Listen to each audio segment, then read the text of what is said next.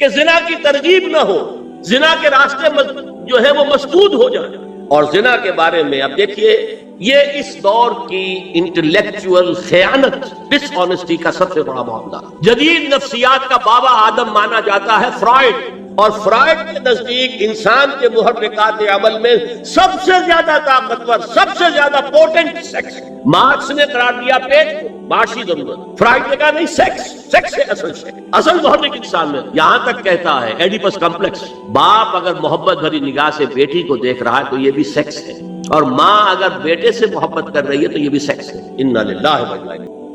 اگر آپ کو ہماری یہ ویڈیو پسند آئے تو ہمارے چینل کو لائک اور سبسکرائب کریں۔ شکریہ۔ نہیں، قریب تک نہ پڑا، جیسے کہ یہ فیصلہ آباد کا ہمارا گول چکر ہے اور 8 بازار آ رہے ہیں۔ اب کوئی سرکاری پروگرام یہ ہے کہ اس گول چکر تک، چوک تک کوئی بھی جلوس نہ پہنچے، تو 8 بازاروں کو بند کرو گے نا۔ لہذا دور دور تک اللہ تعالیٰ نے وہ حدیں لگا دی ہے کہ زنا کی ترغیب نہ ہو، زنا کے راستے جو ہے وہ مسدود ہو جائے۔ اور زنا کے بارے میں اب دیکھیے، یہ اس دور کی انٹلیکچوئل خیانت، ڈس آنیسٹی کا سب سے بڑا معاملہ۔ جدید نفسیات کا بابا آدم مانا جاتا ہے فرائڈ، اور فرائڈ کے نزدیک انسان کے محرکات عمل میں سب سے زیادہ طاقتور، سب سے زیادہ پوٹنٹ سیکس۔ مارکس نے قرار دیا پیٹ کو معاشی ضرورت، فرائڈ نے کہا نہیں، سیکس ہے اصل محرک انسان میں۔ یہاں تک کہتا ہے ایڈیپس کمپلیکس، باپ اگر محبت بھری نگاہ سے بیٹی کو دیکھ رہا ہے تو یہ بھی سیکس ہے، اور ماں اگر بیٹے سے محبت کر رہی ہے تو یہ بھی سیکس ہے۔ انا للہ و انا الیہ۔ ان کمبختوں کا اصل یہ معاملہ ہے کہ ایک شے پر نگاہ جم گئی تو سب کچھ اسی کے گرد گھما دیا، مطلب بات غلط نہیں ہے۔ Sexual motive one of the most important motives, no doubt. اگر یہ نہ ہو، اگر عورت میں مرد کے لیے اٹریکشن نہ ہو، اگر عورت کو مرد کی احتیاج نہ ہو تو تمدن ختم ہو جائے۔ کون شادی کا کھکیڑ مول لے گا؟ ایک پیٹ پالنا اور ہے، خاندان کی ذمہ داری اور ہو جائے گی۔ یہ اس قدر زبردست جو ہے، یہ موٹیویشن ہے، اندر سے جذبہ ہے اور اٹریکشن ہے شدید۔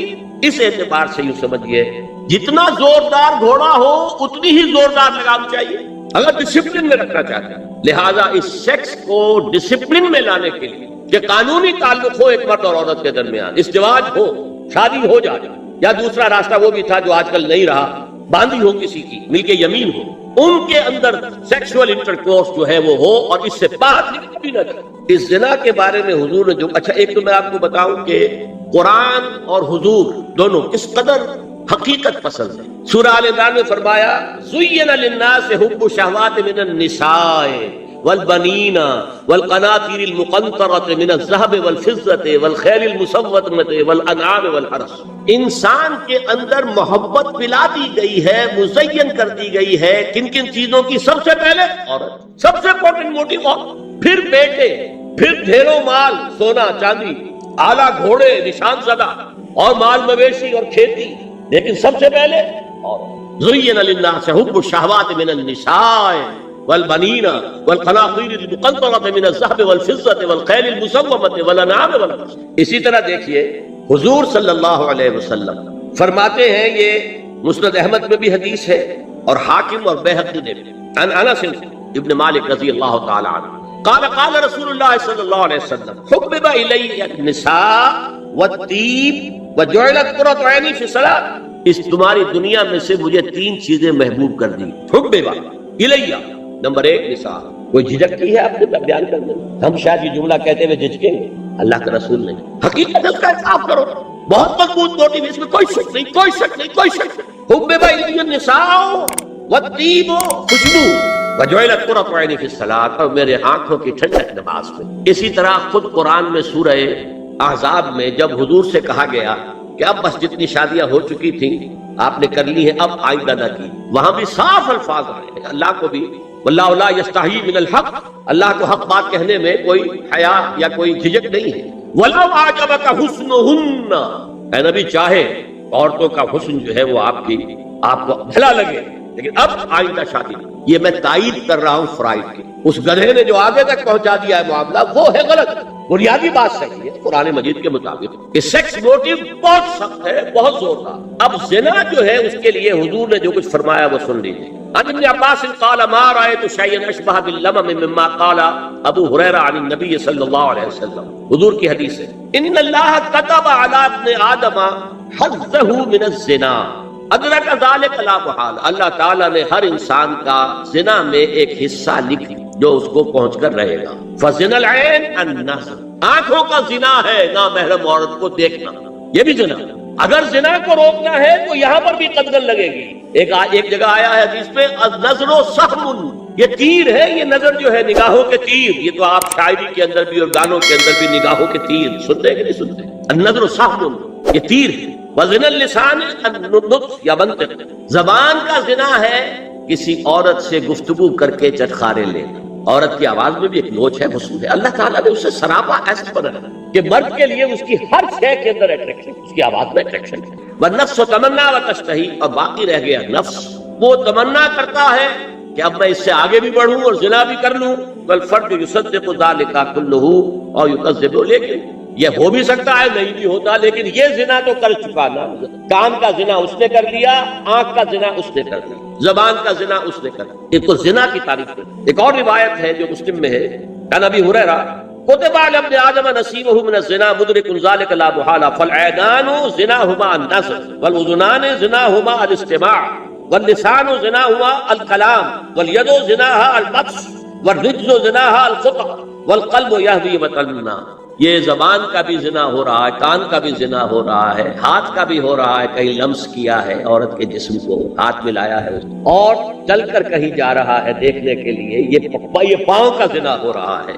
یہ ہے زنا کی شکلیں جو محمد رسول اللہ صلی اللہ علیہ وسلم نے بیان کی۔ تو زنا کا روک تھام، زنا کی جو ہمارے معاشرتی اہداف کے اندر بہت اہم ہے، بہت اہم ہے، بہت، ورنہ معاشرت ٹوٹ پھوٹ کا شکار ہو جائے۔ میاں بیوی میں اعتماد نہیں ہے، بے اعتمادی کی فضا میں اولاد جو پلے گی اس کی منفی نفسیات ہوں گی، کبھی مثبت نفسیات نہیں ہوگی۔ والدین میں محبت ہے، آپس میں اعتماد ہے تو ایک دوسرے پر اعتماد ہے، ایک دوسرے کا لحاظ ہے، ایک دوسرے کی دلجوئی ہے، ایک دوسرے کی مدد ہے۔ یہ ساری چیزیں جو ہے وہ ایک فضا پیدا کرتی ہے گھر کے اندر، وہ ایک نارمل، ایک صحت مند فضا جس میں کہ نئی نسل پروان چڑھے گی تو وہ ایک پازیٹیو اور مثبت نفسیات لے کر پیدا ہوگا۔ اچھا اور دیکھیے اس میں کیا کیا کچھ حضور کی طرف سے آئے ہیں۔ حضرت جابر بن عبداللہ فرماتے ہیں من کان یؤمن باللہ والیوم الاخر فلا یخلون بامرأة لیس معها ذو محرم فإن ثالثهما الشیطان، رواه احمد۔ دیکھو جو شخص بھی اللہ پر اور یوم آخر پر ایمان رکھتا ہو وہ کبھی کسی اجنبی عورت کے ساتھ خلوت میں نہ رہے، ملاقات نہ کرے جس کے ساتھ کہ اس کا کوئی محرم شامل نہ ہو۔ کوئی عورت آئی ہے آپ سے مسئلہ پوچھنے کے لیے، اس کا باپ، اس کا بیٹا، اس کا بھائی، اس کا شوہر ساتھ ہونا چاہیے، اکیلے نہیں، اس لیے کہ ثالثہما الشیطان۔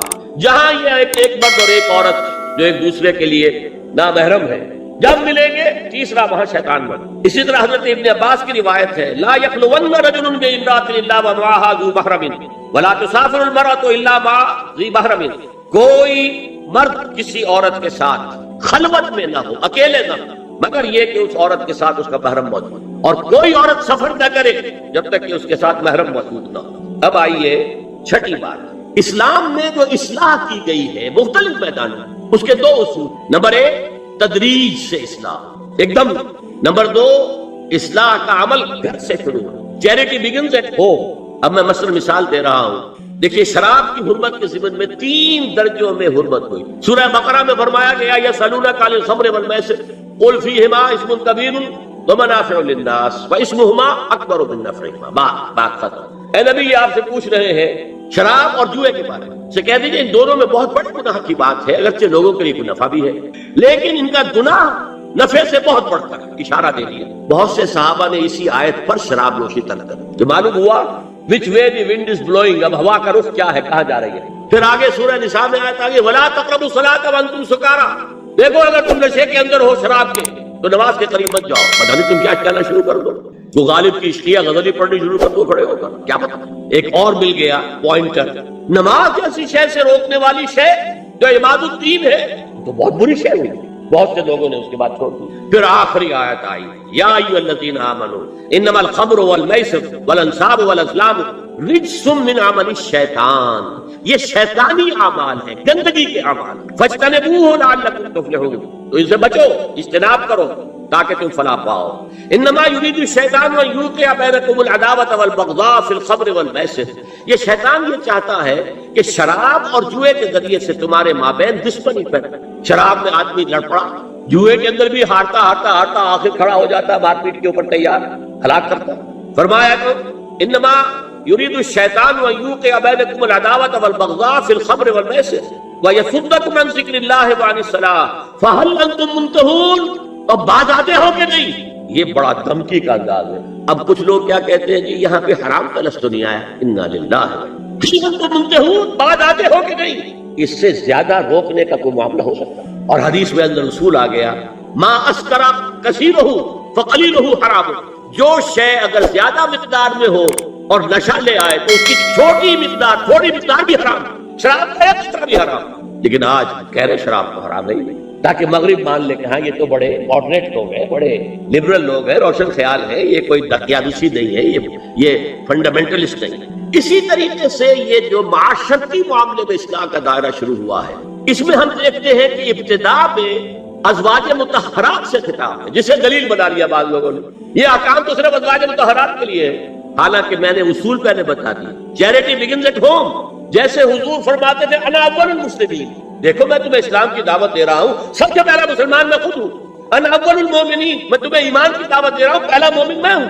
تو جب تک انسان اپنے کردار سے بات واضح نہ کرے تو واز جو ہے وہ مفید نہیں ہوتا، مؤثر نہیں. لہذا سب سے پہلے بات جو کی گئی وہ کی گئی ہے حضور کی ازواج مطہرات سے. اب اس ضمن میں جو اصلاحی اعمال آئے ہیں، احکام ان کو نوٹ کر لیجیے. ان کا آغاز ہوا ہے تدریجی اعتبار سے سورہ احزاب سے، اور سورہ احزاب سن 5 ہجری میں جو ہے نازل ہوئی ہے. ان کی تکمیل ہوئی ہے سورہ نور میں جو سن 6 ہجری میں نازل ہوئی.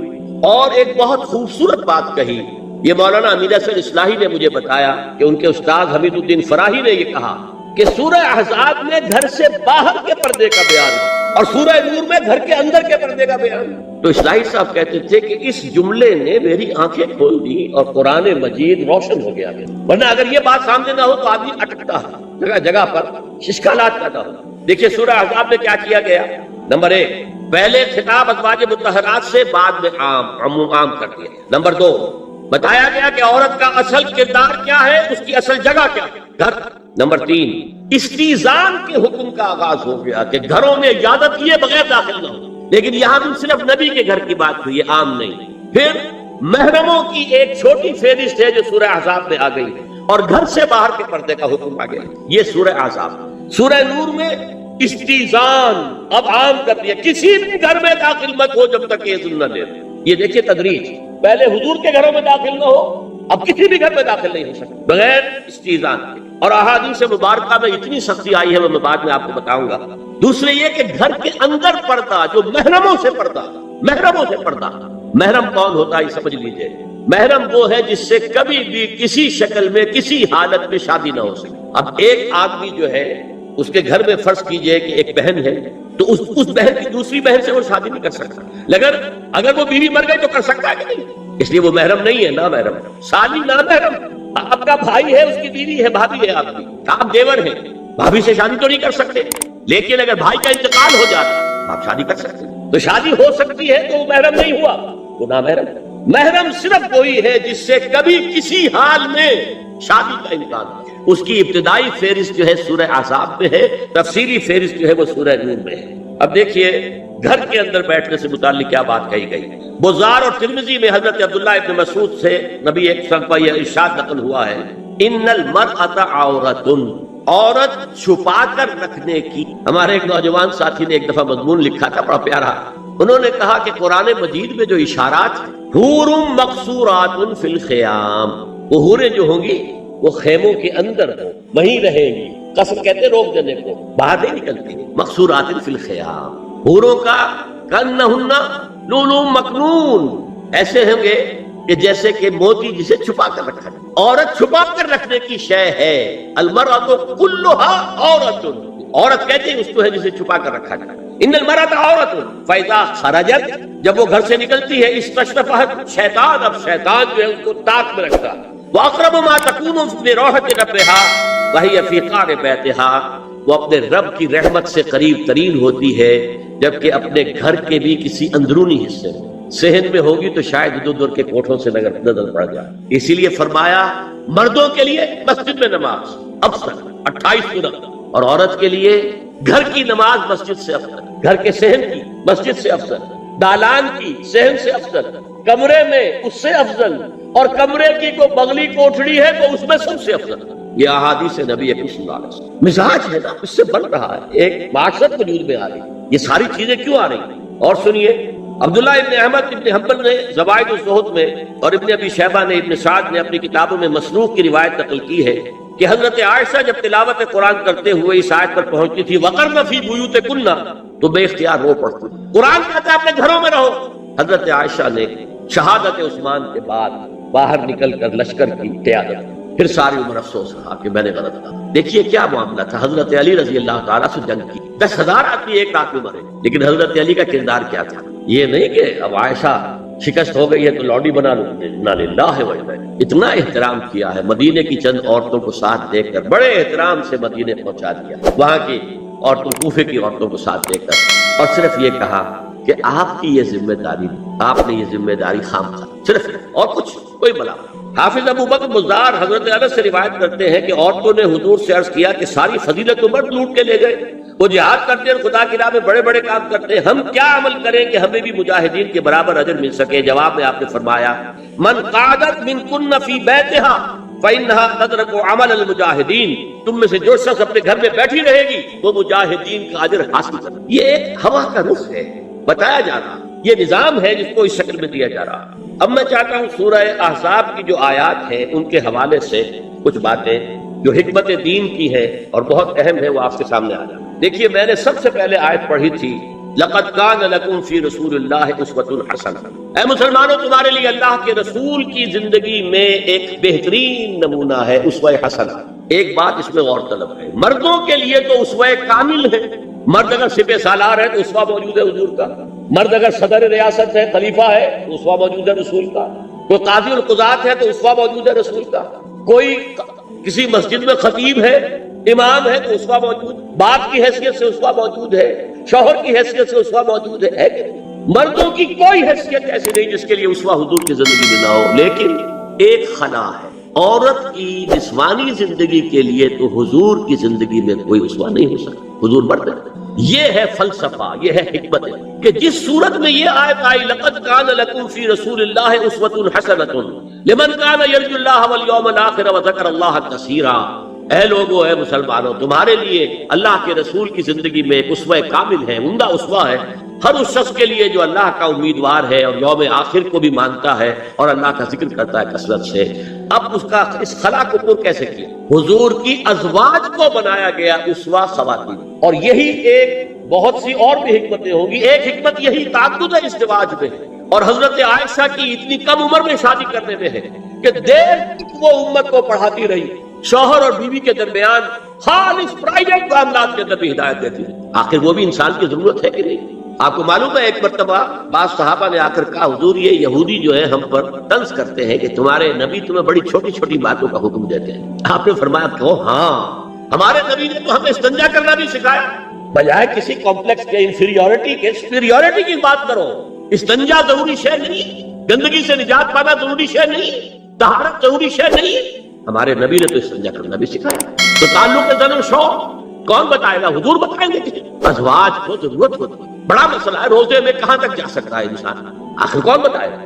ازواج مطہرات نے بتایا. تو اسوہ بنانے کے لیے دیکھیے یہ آیات آئی ہیں. یہ 3 آیتیں سورہ احزاب کی یوں سمجھیے کہ نچوڑ ہے اس مسئلے میں. یا انسان نبی لستن کاحد من النساء، اے نبی کی بیویوں تم عام عورتوں کے مانند نہیں. تو کیا وہ عورتیں نہیں تھی؟ عورتیں تو تھیں. کیا ان کے احساسات عورتوں والے نہیں تھے؟ وہ تو تھے. کیا بات، تم نبی کی بیویاں ہو، تمہیں اسوہ بننا ہے. ان اتقیتن فلا تخضعن بالقول، اگر تمہیں واقعی اللہ کا تقوی اور خوف ہے تو کسی اجنبی سے اگر بات کرنے کی ضرورت پیش آ جائے تو اپنی آواز میں لوچ مت پیدا کرو. فیطمع الذی فی قلبہ مرض، کہ جس شخص کے دل میں کوئی روگ ہے، گندگی ہے، وہ کوئی آس لگا بیٹھے کہ یہ جو مجھ سے گفتگو کر رہی ہیں، جس انداز میں کر رہی ہیں، جس لگاوٹ کے ساتھ کر رہی ہیں، تو کوئی نہ کوئی موقع ہے میرے لیے۔ انا للہ و انا الیہ، کڑک آواز میں بات، وقلنا قولا معروفا، اور معروف بات کہو، صرف اس سے آگے بڑھنے کی کوئی ضرورت نہیں۔ وقرن فی بیوتکن ولا تبرجن تبرج الجاہلیۃ الاولی، اور قرار پکڑو اپنے گھروں میں، وقار کے ساتھ رہو اپنے گھروں میں، تمہاری اصل جگہ گھر ہے، باہر نکلنا تمہارا کام نہیں ہے۔ ہاں ضرورت ہو سکتی ہے اس کا بعد میں ذکر، لیکن فلسفہ کیا ہے؟ عورت کی اصل جگہ اس کا گھر ہے۔ جو ڈیوٹیز کی تقسیم کر دی گئی ہے اللہ کی طرف سے، اس میں عورت کا اصل مقام اس کا گھر ہے۔ میں حدیث سنا چکا ہوں کہ جب گھر سے عورت نکلتی ہے تو شیطان تاکتا ہے اس کو، اور پھر ظاہر بات ہے کہ اس سے جو فتنے پیدا ہوتے ہیں وہ سب شیطان کے ذریعے۔ وَلَا تَبَرَّجْنَ تَبَرُّجَ الْجَاهِلِيَّةِ الْأُولَىٰ، اور جو جاہلیت تھی، اسلام کے آنے سے پہلے کا جو دور تھا، اس میں جس طرح تم بند سمر کر اور لوگوں کی نگاہوں میں آنے کے لیے نکلتی تھی، اب وہ طریقہ اختیار کر۔ دیکھیں یہ بھی ایک بڑا نفسیاتی نکتہ ہے۔ مرد کے اندر قوت ہے، وہ اپنی قوت کا ظہور چاہتا ہے، کبھی جی چاہتا ہے کہ دیوار کو کندھا دے مارے، راستہ چلتے کسی کو لگا کندھا، قوت ظہور چاہتا ہے۔ عورت کے پاس سب سے بڑا سرمایہ اس کا جسمانی حسن ہے، جسمانی طاقت تو نہیں ہے، اس کے اندر ایک عرض ہے کہ اپنے آپ کو ظاہر کرے۔ اس کا نام تبرج، بروج کہتے تھے ان برجیوں کو کہ جو فصیلوں کے اوپر ہوتی تھی، اور ظاہر بات ہے دور سے مسافر آ رہا تو پہلے تو برجی نظر آتی تھی نا، تو نگاہوں میں آنا، نگاہوں میں کھپنا، یہ تبرج، تو تم جس طرح پہلے بناؤ سگھار کر کے نکلا کرتی تھی، اور تبرج الجاہلیہ اب چھوڑ۔ وَأَقِمْنَ الصَّلَاةَ وَآتِينَ الزَّكَاةَ، اور نماز قائم رکھو، زکات ادا کرو، وَأَطِیعْنَ اللَّهَ وَرَسُولَهُ، اور اللہ اور اس کے رسول کی اطاعت پر کاربند رہو۔ اب آئے الفاظ جو اہم ترین ہے، انما یرید اللہ لیذھب عنکم الرجس اہل البیت ویطہرکم تطہیرا۔